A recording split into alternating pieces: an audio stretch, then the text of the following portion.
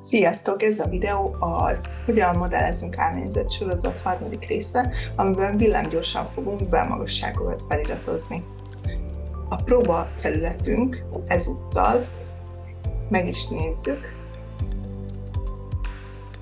különböző magasságú födém szakaszok, és ezeknek fogjuk automatikusan kiíratni az arigeddel, hogy milyen magasságon vannak. A magasságot ki tudjuk íratni pontszinttől mérve, referenciaszínttől, és gyakorlatilag bármilyen magasságtól meg tudjuk határozni. Nézzük most a legegyszerűbb formát, ahol szinttől. Mivel feliratozunk? Címkével.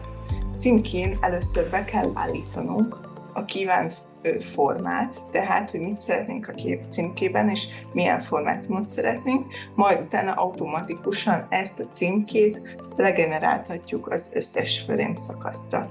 Szóval nézzünk meg, először átírunk egy címkét,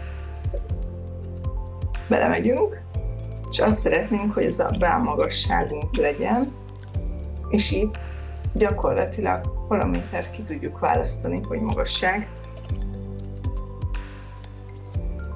Nyilván álményzet alsó magassága, ezt a pontszínttől fogja nekünk nézni. Magasság kapcsolt pontszínttől, ezt bármelyik elemre tudjuk szinte használni. Magasságot a 0-0 szinttől is meg tudjuk adni. Azt is lehet, hogy megadjuk most a pontszínttől, és zárójelben a relatívot, illetve hát a 0-0-tól is megadjuk. Jelen esetben szerintem most pont ugyanannyi lesz, de azért jó, hogyha ez mindkettő méter.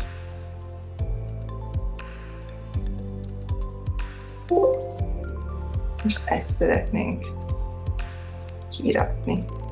Tehát ez a címke jelenleg, rámegyünk, megmutatja, hogy ő az első elemnek a címkéje, de látjuk, hogy a felirat nagyobb lett, mint egy kicsit, úgyhogy ezt mégsem fogom beleírni. Szóval egyelőre nekünk ennyi lesz. Fölírjuk, hogy ez a 3 méteren van a belmagasság, és most kijelöljük az összes többi födémet, és arra megyünk, hogy dokumentáció, feliratozás, kijelölt elemek címkézése. És látjuk, hogy az összesre nyomunk egy Ctrl-Z-t, vagy Ctrl-Shift-Z-t, hogy az összeset kijelölje. Nyomunk egy Ctrl-G-t, begruppozza, és akkor tudjuk egyszerre mozgatni, meg kijelölni majd őket. És látjuk is, hogy minden egyes elemünkre automatikusan itt egy kis duplikálás történt, de minden egyes elemünkre automatikusan kiírta, hogy milyen magasságon van. Ha további videókérésetek van, nyugodtan forduljatok hozzám. Találkozunk a következő videóban.